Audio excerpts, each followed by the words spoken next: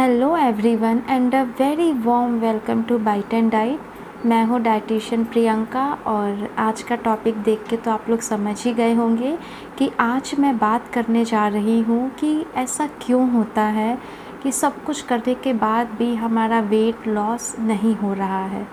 ये video specially उन लोगों के लिए हैं जो ऑलरेडी मेरे साथ अभी हैं, जो मुझसे डाइट प्लान ले रहे हैं। तो मैं उन सभी से रिक्वेस्ट करूँगी कि आप इस वीडियो को एंड तक ज़रूर देखें। हम में से काफ़ी सारे लोग ऐसे होते हैं जो महीने, 2 महीने, 3 महीने प्लान पे रहते हैं और उन्हें ऐसा लगता है कि हमें इतना वेट लॉस करना चाहिए था मगर हम बहुत कम वेट लॉस कर पा रहे हैं और इसी से कई बार वो डिमोटिवेट भी हो जाते हैं। तो सबसे पहले हमारे लिए ये जानना ज़रूरी है कि आखिर हमारा वज़न क्यों बढ़ता है। यह क्वेश्चन माइंड में आते ही बहुत सारे ऑप्शंस हमारे दिमाग में आते होंगे, पर जो पहला ऑप्शन आता है वो यही आता है क्योंकि हम बहुत रिच खाते हैं। लेकिन सरप्राइजिंगली मेरे पास जितने भी लोग आते हैं वो बहुत रिच नहीं खाते हैं। जब मैं उनका डाइट रिकॉर्ड लेती हूँ मुझे ये पता चलता है कि वो बहुत अनहेल्दी खाते हैं। उनमें से बहुत से लोग ऐसे हैं जो पहले से ही बहुत कम खा रहे होते हैं। कुछ लोग ब्रेकफास्ट स्किप करते हैं, कुछ लोग डिनर स्किप करते हैं, कुछ लोगों के खाने का कोई टाइम ही नहीं है। वो कहते हैं हमें जब भूख लगती है तब खा लेते हैं, भूख ना लगे तो हम नहीं खाते हैं। कुछ लोग महीने में कई बार फास्ट रख रहे होते हैं, इंटरमिटेंट फास्टिंग भी कई बार ट्राई कर चुके होते हैं। और कुछ लोग तो जिम में 1.5 घंटे 2-2 घंटे एक्सरसाइज भी कर रहे होते हैं, लेकिन इसके बाद भी उनका वज़न ज़्यादा है, कम नहीं होता है। तो इससे हमें एक बात तो समझ आ गई कि वेट गेन का कारण ये बिल्कुल नहीं है कि हम बहुत रिच खाते हैं। हाँ, ये ज़रूर हो सकता है कि हम बहुत अनहेल्दी खाते हैं। वेट गेन का एक बहुत बड़ा कारण जो आज की डेट में मैं मैक्सिमम केस में देखती हूँ दैट इज़ इन्फ्लामेशन। क्योंकि मेरे पास जितने भी लोग आते हैं वो सिर्फ वेट लॉस के लिए नहीं आते हैं। जब मैं उनसे उनकी डिटेल लूँगी तो उनको वेट लॉस तो रहता ही है, इसके साथ साथ उनका गट ठीक नहीं रहता है, उनका पेट ऐसा लगता है हमेशा ब्लोटेड है। इसके अलावा उनका कुछ लोगों का ब्लड प्रेशर हाई होगा, कुछ लोगों का कोलेस्ट्रॉल हाई होगा, कुछ लोगों का ब्लड शुगर हाई होगा। तो they always come with some complications जो सीधा सा हमें बताता है कि उनके शरीर के अंदर कुछ गड़बड़ चल रही है जिसके कारण उनका वेट बढ़ रहा है। उनके शरीर में टॉक्सिन्स बहुत ज़्यादा है, इसके कारण वेट बढ़ रहा है। अब ये टॉक्सिन्स बहुत ज़्यादा क्यों होता है? क्योंकि हम बहुत अनहेल्दी डाइट ले रहे हैं, हम बहुत सारी मेडिसिन्स आजकल लेते हैं, एंटीबायोटिक्स लेते हैं, जिसके कारण हमारा गट माइक्रोबायोम वो ख़राब हो जाता है। मतलब हमारे गट में जो गुड बैक्टीरिया होते हैं वो बहुत कम हो जाते हैं और इसी के कारण हम इतना अनहेल्दी फील करते हैं।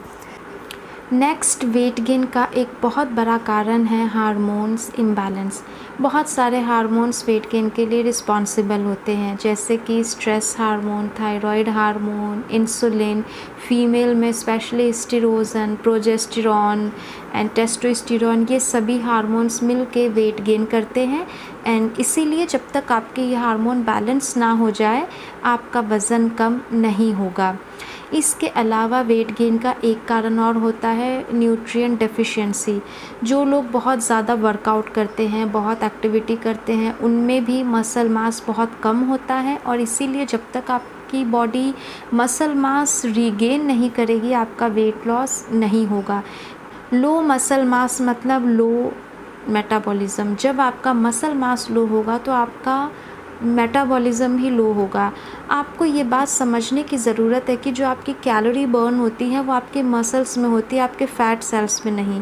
तो इसीलिए कई बार बहुत ज़्यादा वर्कआउट करने के कारण हमारा बहुत ज़्यादा मसल लॉस हो जाता है और इसीलिए हमारी बॉडी की कैलोरी बर्निंग कैपेसिटी भी कम हो जाती है। तो इस तरह से हमने जाना कि वेट गेन का एक बहुत बड़ा कारण ओवर ईटिंग के अलावा इंटरनल इन्फ्लामेशन है, हार्मोन इम्बैलेंस है, टॉक्सिन्स एक्यूमुलेशन है, गट माइक्रोबायोम इम्बैलेंस है, स्ट्रेस, स्लीप, न्यूट्रिएंट डेफिशिएंसीज। ये सभी फैक्टर मिलके हमारा वेट गेन करते हैं। इसीलिए कई बार क्या होता है, हमारी बॉडी पहले अपने आप को हील करती है और उसके बाद ही वेट लॉस आपको दिखता है कि हमारा वेट लॉस हो रहा है। जैसे कि अगर आपका मसल मास बहुत लो है, ऐसे में आपकी बॉडी पहले मसल रीगेन करेगी, उसके बाद ही आपको वेट लॉस शो होगा। बट इसका मतलब ये नहीं है कि आपका कुछ लॉस नहीं हुआ। ऑफ कोर्स जब आप प्लान में है आपका फ़ैट लॉस हो रहा है, बट एक तरफ से आपका फ़ैट लॉस हो रहा है एंड दूसरी साइड से आपका मसल भी गेन होना शुरू हो जाता है। मान लीजिए 1 वीक में आपने 2 केजी वेट लॉस किया and at the same time आपने 1 केजी मसल गेन किया, तो आपका टोटल वेट लॉस सिर्फ 1 केजी होगा। उसी तरह अगर आपने 1 केजी फ़ैट लॉस किया एंड 1 केजी मसल गेन किया, तो आपको वेइंग मशीन पे वेट लॉस बिल्कुल नहीं दिखेगा, लेकिन हाँ आपका फ़ैट लॉस हुआ है। आफ्टर ऑल हमें फ़ैट लॉस ही तो करना है, you don't have to lose your muscles, आपको अपना फ़ैट कम करना है। तो ये हमें कैसे फ़ील होगा कि हम लॉस कर रहे हैं। आप फ़ैट लॉस कर रहे हैं एंड मसल गेन कर रहे हैं, इसका एक सबसे बड़ा साइन होता है कि आप देखेंगे आपकी बॉडी के इंचेस कम हो रहे हैं, आपके कपड़े आपको फिट आ रहे हैं, आपके फेस में जो स्वेलिंग थी, डबल चिन थे, पफिनेस थी, वो सभी चीज़ें आपकी ठीक होनी शुरू हो जाएगी। इसके साथ साथ आप देखेंगे आपका स्टेमिना भी अच्छा होता जा रहा है, आपकी एनर्जी लेवल भी बूस्ट हो रही है। तो इन सभी साइन से हमें ये पता चलता है कि हाँ हमारा फ़ैट कम हो रहा है, बट हम अपना मसल्स गेन कर रहे हैं। सेकंड, अगर आपका हार्मोन इम्बैलेंस है, जैसे कि फ़ीमेल में अगर एस्ट्रोजन बहुत हाई है, टेस्टोस्टेरोन बहुत हाई है, इंसुलिन बहुत हाई है, थायराइड बहुत हाई है, तो इन सभी केस में पहले आपके हार्मोन्स बैलेंस होंगे, उसके बाद ही आपका वेट लॉस होगा। थर्ड, अगर आपके बॉडी में इंटरनल इन्फ्लामेशन है, तो वैसे में आपका वेट बहुत स्पीड में लॉस होता है। आप देखेंगे आपके स्टार्टिंग में ही 5-10 केजी लॉस हो जाते हैं, क्योंकि बॉडी इंटरनली टॉक्सिन्स के कारण बहुत इन्फ्लेम्ड है। तो सिर्फ इसी केस में ऐसा होता है कि आप देखेंगे कि आपका वेट बहुत स्पीड में लॉस हो रहा है।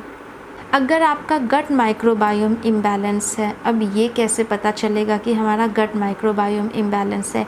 आप देखेंगे आपको डाइजेस्टिव कंप्लेन रहेगी, आप जो कुछ भी खाएंगे प्रॉपर डाइजेस्ट नहीं कर पाएंगे, आपको एसिडिटी की कंप्लेन रहेगी, आपको ऐसा फील होगा कि मेरा पेट हमेशा ब्लोटेड रहता है, आपको कॉन्स्टिपेशन कभी कभी हो सकता है। तो ये सभी चीज़ें मतलब किसी भी कारण से अगर आपको ऐसा लगता है कि आपका पेट सही नहीं है। एंड एक और कारण है कि अगर आप देखेंगे कि आपकी पूरी बॉडी बिल्कुल सही है लेकिन सिर्फ पेट बाहर की ओर निकला हुआ है, तो ये भी सीधा सीधा इस बात का साइन है कि आपका गट माइक्रोबायोम सही नहीं है। तो जब तक आपका ये गट माइक्रोबायोम सही नहीं होगा, आपका वेट लॉस नहीं होगा। तो सबसे पहले आपको अपना गट माइक्रोबायोम सही करना होगा। इसे भी हम डाइट से ठीक करते हैं, 2-3 हफ्ते का टाइम लगता है, बट आपका गट माइक्रोबायोम ठीक हो जाता है। जैसे ही आपकी डाइजेस्टिव कंप्लेन सही हो जाएगी, आप देखेंगे आपकी एसिडिटी कम हो रही है, आपका डाइजेशन पहले से और बेटर रह रहा है, कॉन्स्टिपेशन भी नहीं रह रही है, एसिडिटी भी कम हो गई है। तो जब ये सभी चीज़ें, सभी कंप्लेन कम हो जाएगी, तो उसके बाद आपका वेट लॉस अपने आप ही स्टार्ट हो जाएगा। अगर आपको न्यूट्रिएंट डेफिशिएंसी है, तो वैसे में तो पहले हमें डेफिशिएंसी ही मीट करनी पड़ेगी। अगर आपका HB लेवल बहुत कम है, हीमोग्लोबिन बहुत कम है, तो ऐसे में आप वेट लॉस कैसे करेंगे, क्योंकि पहले आपकी कैलोरी बर्निंग कैपेसिटी ही कम है, आपका स्टेमिना ही कम है।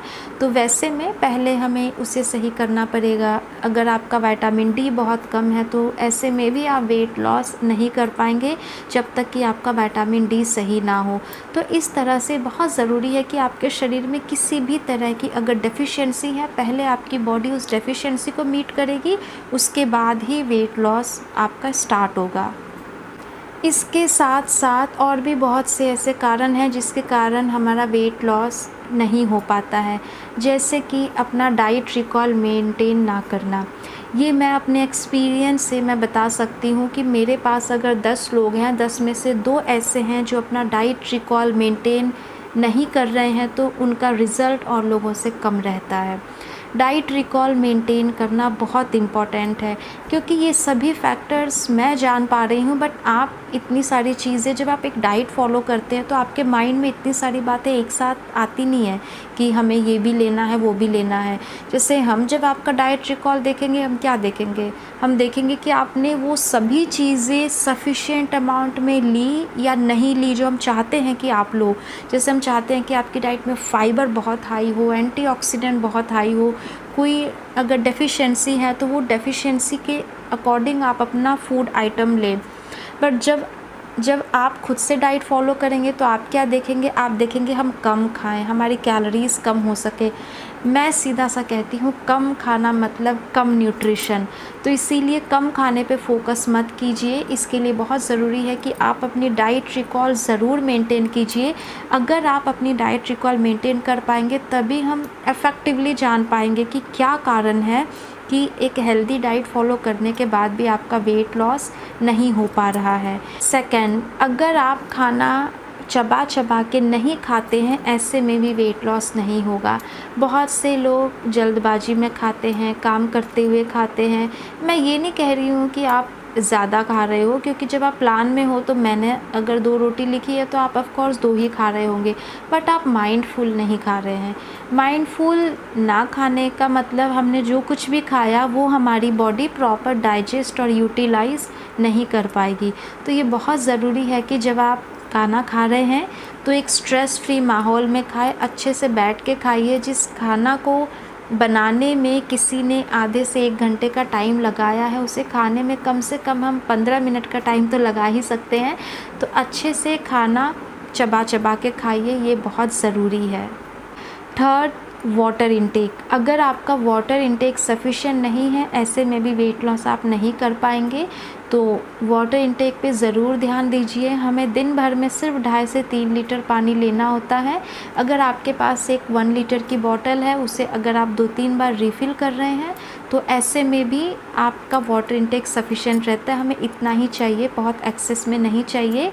इसीलिए आप देखते होंगे कि मैं प्लान में आपको बार बार वेजिटेबल जूसेस, सत्तू वाटर, बटर मिल्क, लस्सी, ये सभी चीज़ें लिखती हूँ, क्योंकि वाटर हमारे मेटाबॉलिज़्म को भी बूस्ट करता है, हमें दिन भर रिफ़्रेश रखता है।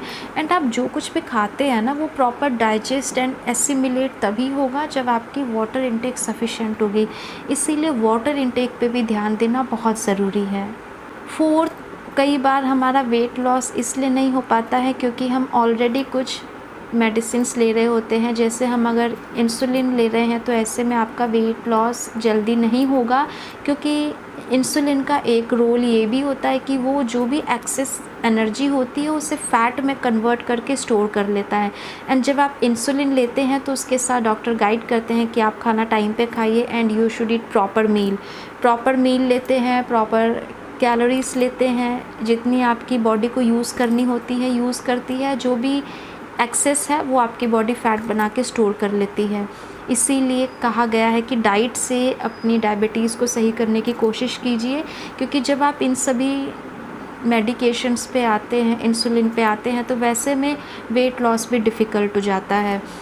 इसके साथ साथ अगर आपको डिप्रेशन है, डिप्रेशन के लिए आप अगर कोई ट्रीटमेंट ले रहे हैं, वैसे में भी वेट लॉस आपका नहीं हो पाएगा, क्योंकि उसमें जो हम मेडिसिन्स लेते हैं इनफैक्ट वो वेट गेन करवाती है। तो ऐसे में अगर आप अपने वेट को मेंटेन भी कर पा रहे हैं तो इसका मतलब आप वेट लॉस कर रहे हैं, क्योंकि जो एक्सेस गेन होना था वो नहीं हो पा रहा है। अगर आपको किसी तरह की एलर्जी है, वैसे में आप अगर एंटी एलर्जिक मेडिसिन्स ले रहे हैं तो उसमें भी वेट लॉस नहीं होगा। इनफैक्ट वैसे केस में भी आप अगर वेट मेंटेन कर पा रहे हैं, इसका मतलब आपका वेट लॉस ही समझिए। तो इस तरह से हम देखेंगे कि बहुत सारे कारण होते हैं जिसके कारण वेट लॉस हमारा नहीं हो पाता है। लास्ट जो बहुत ही नेचुरल कारण है वेट लॉस ना होने का, ये है वेट लॉस प्लेट्यू। अगर आप 8 to 10 kg वेट लॉस करते हैं तो भी आप वेट लॉस प्लेट्यू पे आके स्टक होंगे। अगर आप 3 महीने कंटिन्यूसली डाइटिंग कर रहे हैं तो भी आप वेट लॉस प्लेट्यू पे स्टक होंगे। इसके अलावा अगर आपने 4-5 kg बहुत स्पीड में वेट लॉस कर लिया है तो उसके बाद भी बहुत स्पीड में, मतलब अगर आपने 1 महीने में ही 4 to 5 केजी वेट लॉस कर लिया है तो ऐसे में भी आप वेट लॉस प्लेट्यू पे आ सकते हैं। तो वेट लॉस प्लेट्यू हमारी बॉडी का एक बहुत ही नेचुरल सा प्रोसेस है। ये गॉड गिफ्टेड है कि अगर हमें बहुत दिन तक खाना नहीं मिलेगा तो हमारा शरीर क्या करेगी। जैसे आपका फ़ोन, अगर आपका फ़ोन 20% से लो बैटरी हो जाती है तो ये लो पावर मोड में आ जाती है, मतलब अब बैटरी आपकी कम वेस्ट होगी। उसी तरह जब आप बहुत दिन तक बहुत लो कैलोरी डाइट लेते हैं या आप डाइटिंग पे जाते हैं या बहुत हैवी एक्सरसाइज कर रहे होते हैं, वैसे में आप ये समझिए कि हमारा शरीर भी लो पावर मोड में आ जाता है, यानी ये इसकी कैलोरी बर्निंग कैपेसिटी कम हो जाती है। ऐसे में बहुत ज़रूरी है कि आप एक गैप ले लीजिए, ठीक है। 2 से 3 हफ्ते का गैप आप ले सकते हैं। 2 से 3 हफ्ते के गैप में आप अच्छे से खाइए, सब कुछ खाइए, आप स्वीट्स खाइए, आप फ्राइड खाइए, जो भी मन करता है सब खाइए। सिर्फ एक शर्त रहती है कि अपना वेट अपना मेंटेन रखिए। आप मतलब 1 केजी तक वेट आप अगर इसमें गेन कर रहे हैं तो कोई बात नहीं, उससे ज़्यादा वेट गेन मत कीजिए। बट ये 2-2.5 हफ्ते का गैप जो भी आपकी बॉडी में डेफिशिएंसी है उसे मीट कर लेगा। अगर आपका बहुत कुछ खाने का मन कर रहा है तो आपका टेस्ट भी सेटिस्फाइड हो जाएगा। तो इसीलिए ये बहुत ज़रूरी है कि वेट लॉस प्रोसेस के बीच में आप बीच में 2 से 3 हफ्ते का गैप ज़रूर लें।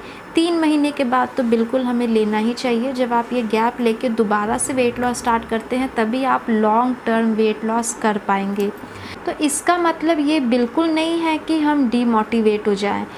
मैं सिर्फ ये कहना चाह रही हूँ कि जब आप वेट लॉस जर्नी में जाते हैं, वेट लॉस जर्नी स्टार्ट करते हैं, सबसे पहले ये समझिए कि weight loss million earning industry है। अगर ये इतना आसान होता तो ये मिलियन अर्निंग इंडस्ट्री कभी नहीं होती।